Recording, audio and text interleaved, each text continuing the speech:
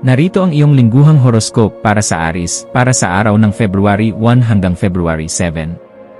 Sa pagsisimula ng linggong ito mula February 1, mararamdaman mo ang isang matinding bugso ng enerhiya na magtutulak sa iyo na simulan ang mga bagong proyekto. Ang iyong sigla ay mapapansin ng lahat, at ito ang tamang panahon upang ipakita ang iyong kakayahan sa pamumuno sa harap ng maraming tao. Mula February 1 hanggang February 7, maging handa sa mga biglaang pagkakataon na susubok sa iyong bilis ng pagpapasya at katapangan. Mahalagang gamitin mo ang iyong lakas sa paraang positibo at huwag hayaang pangunahan ka ng init ng ulo sa mga simpleng usapin. Ang iyong pagiging direkta ay makakatulong upang matapos ang mga gawaing matagal nang nakabinbin sa iyong listahan ng mga prioridad. Siguraduhin na mayroon kang malinaw na plano bago sumabak sa anumang pakikipagsapalaran upang matiyak ang iyong tagumpay sa huli. Sa aspeto ng iyong trabaho, ikaw ay makakaranas ng mabilis na pag-unlad lalo na kung ikaw ay nakatutok sa iyong mga personal na mitiin mula February 1. Ang iyong mga ideya ay magiging sariwa at puno ng inobasyon na magbibigay sa iyo ng bentahe sa iyong mga kasamahan sa opisina. Sa buong linggo hanggang February 7, ang pakikipag-ugnayan sa mga taong may mataas na posisyon ay magbubukas ng mga pinto para sa iyong promosyon. Huwag matakot na kumuha ng mga kalkuladong panganib dahil ang swerte ay pabor sa mga matatapang na tulad mo sa panahong ito. Ang iyong dedikasyon ay magsisilbing inspirasyon sa iba, kaya manatiling tapat sa iyong tungkulin at sa iyong mga prinsipyo.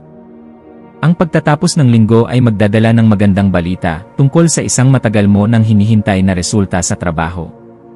Pagdating sa iyong pananalapi, ang linggong ito ay nagpapahiwatig ng paglago kung matututo kang maging disiplinado sa iyong mga gastos mula February 1. Maaaring makatanggap ka ng hindi inaasahang kita o bonus dahil sa iyong husay sa pagpapatakbo ng mga negosyo o proyekto sa buong linggo. Mahalagang magtabi ng sapat na halaga para sa iyong mga hinaharap na pangangailangan at umiwas sa mga biglaang pagbili ng mga luho. Ang February 7 ay mainam na araw upang suriin ang iyong budget at gumawa ng mga pagsasaayos para sa susunod na linggo. Ang iyong swerte sa pera ay nakasalalay sa iyong kakayahang makakita ng mga oportunidad sa gitna ng mga pagbabago sa merkado. Ang matalinong pag-invest sa iyong sariling kakayahan ay magbibigay sa iyo ng mas malaking balik sa mga darating na panahon. Sa larangan ng pag-ibig, ang linggong ito ay puno ng pasyon at mga bagong karanasan na magpapatibay sa iyong ugnayan mula February 1. Kung ikaw ay nasa isang relasyon, ang pagiging tapat at bukas sa iyong nararamdaman ay lalong maglalapit sa inyo ng iyong kapareha. Para sa mga single, ang February 1 hanggang February 7 ay panahon ng pakikipagsapalaran kung saan ang iyong karisma ay hindi mapapantayan. Maaaring makatagpo ka ng isang tao na handang makipagsabayan sa iyong mabilis na takbo ng buhay at sa iyong mga pangarap. Huwag hayaang ang iyong pagiging dominante ay maging hadlang sa pag-unawa sa pangangailangan ng iyong mahal sa buhay. Ang pagpapakita ng lambing at malasakit ay magsisilbing balanse sa iyong matapang na personalidad sa buong linggong ito. Ang iyong kalusugan ay mangangailangan ng pansin, lalo na sa aspeto ng iyong stamina at pag-iwas sa sobrang pagkapagod mula February 1. Ang pag-ehersisyo sa umaga ay makakatulong upang mailabas ang iyong labis na enerhiya at mapanatili ang iyong focus hanggang February 7. Mahalagang kumain ng mga masustansyang pagkain na magbibigay sa iyo ng lakas para sa iyong mga gawaing pangkatawan sa buong linggo. Iwasan ang mga pagkain na maaaring magdulot ng acidity o heartburn dahil sa tindi ng iyong stress at mabilis na pagkilos. Ang sapat na pahinga sa gabi ay kailangan upang muling maibalik ang iyong sigla para sa susunod na araw ng pakikipaglaban. Ang pagkakaroon ng positibong pananaw ay magsisilbing proteksyon mo laban sa anumang sakit na dulot ng sobrang pag-aalala sa iyong mga gawain. Ang iyong mga maswerteng numero ay 9, 18, 27, at 36. Para sa iyong maswerteng kulay, ang pula ay magbibigay sa iyo ng lakas habang ang puti ay magdadala ng linaw sa iyong isipan mula February 1. Ang dapat mong gawin ay maglinis ng iyong paligid upang dumaloy ang bagong enerhiya sa iyong tahanan at opisina sa buong linggo. Ipagdasal ang pagkakaroon ng pasensya sa pakikitungo sa mga taong hindi kasimbilis ng iyong pag-isip hanggang February 7. Ang pananalig sa iyong sariling lakas at sa gabay ng may kapal ay magbibigay sa iyo ng katiyakan sa bawat hakbang. Manatiling mapagkumbaba sa kabila ng iyong mga tagumpay upang lalong pagpalain ang iyong mga susunod na balakin sa buhay. Dapat mong ipagdasal ang lakas ng loob na tanggapin ang mga bagay na hindi mo kayang baguhin mula February 1 hanggang February 7. Humingi ng gabay upang ang iyong mga salita ay magsilbing inspirasyon at hindi maging sanhi ng alitan sa iyong mga mahal sa buhay. Ang panalangin para sa kapayapaan sa iyong puso ay makakatulong sa iyo na manatiling kalmado sa gitna ng kaguluhan sa trabaho. Ipanalangin din ang kaligtasan ng iyong mga kaibigan at ang tagumpay ng inyong mga mithiin bilang isang grupo sa darating na linggo. Ang bawat umaga ay simulan sa pagpapasalamat sa bagong buhay at sa mga pagkakataong ipakita ang iyong galing. Ang iyong pananampalataya ang magiging sandigan mo sa mga sandali ng pag-aalinlangan at takot sa iyong mga desisyon. Sa pakikipagkapwa-tao, ikaw ay magiging isang natural na leader na titingalain ng iyong mga kaibigan at pamilya mula February 1. Ang iyong pagiging matulungin ay mapapahalagahan, lalo na kung ikaw ay magbibigay ng iyong oras para sa mga nangangailangan hanggang February 7. Maging maingat sa pakikipagtalo sa mga taong may ibang pananaw upang hindi masira ang iyong mga relasyon sa buong linggo. Ang iyong pakikisalamuha sa mga bagong kakilala ay magdadala ng mga impormasyon na magagamit mo sa iyong mga personal na plano. Ang pagpapakita ng tunay na malasakit sa kapwa ay magbubunga ng respeto na hindi kayang bayaran ng anumang halaga. Manatiling bukas sa mga payo ng mga nakatatanda dahil ang kanilang karanasan ay makakatulong sa iyong paglaki bilang isang tao.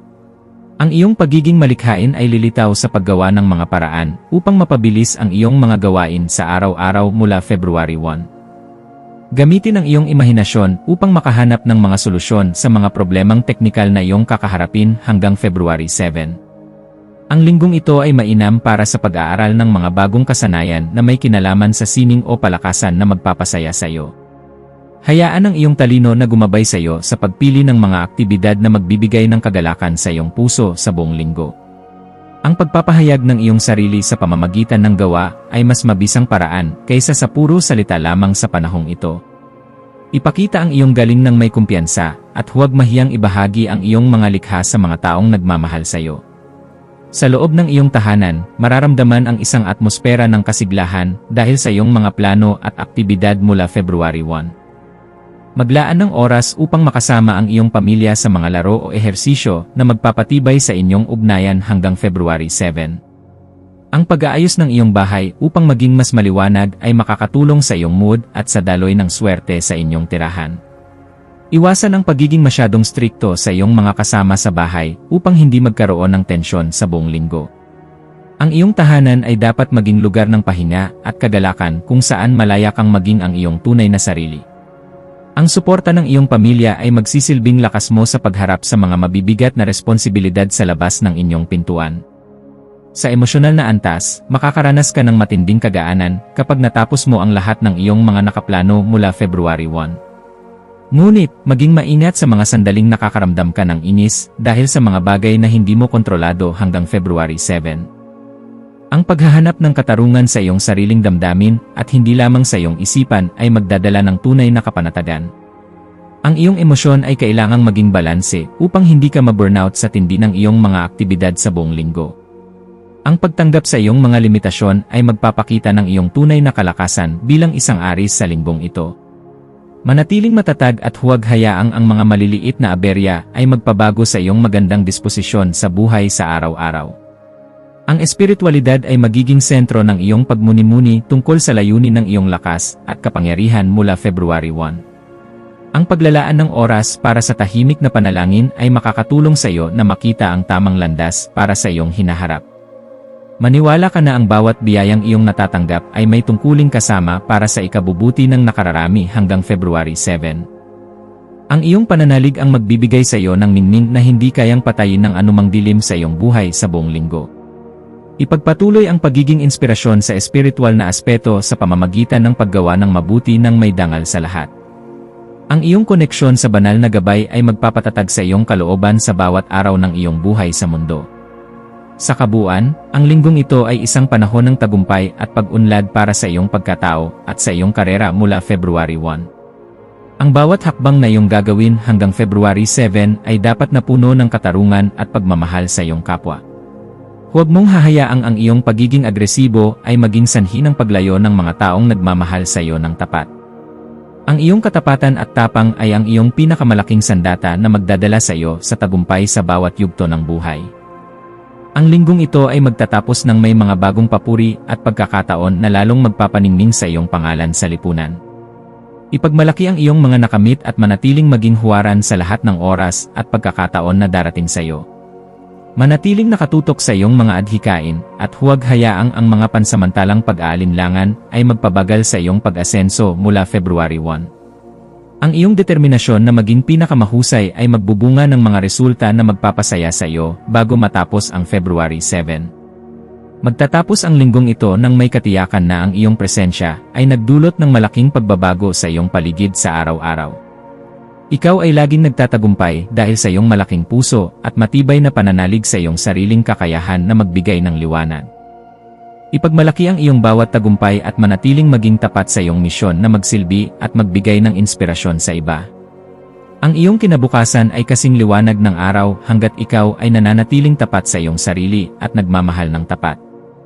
Sa huling araw, February 7, maglaan ng oras para sa pasasalamat at pagmuni-muni tungkol sa iyong mga plano para sa susunod na linggo. Ang pagtatapos ng linggong ito ay nagdadala ng mga bagong simula na dapat mong tanggapin ng may bukas na puso at mas matatag na isipan. Ang iyong paglalakbay ay patuloy na nagiging kahanga-hanga sa bawat desisyon na iyong pinag-iisipang mabuti para sa ikabubuti ng lahat. Handa ka na ngayon para sa mas malalaking tungkulin at mas malawak na tagumpay sa iyong buhay sa mga darating na panahon. Ang iyong pagiging aris ay isang biyaya na dapat mong ipagmalaki dahil sa iyong kakayahang magdala ng pagbabago sa mundo. Manatiling maging liwanag sa iba at huwag mapagod sa paggawa ng tama sa bawat pagkakataon na ibinibigay sa iyo ng universo.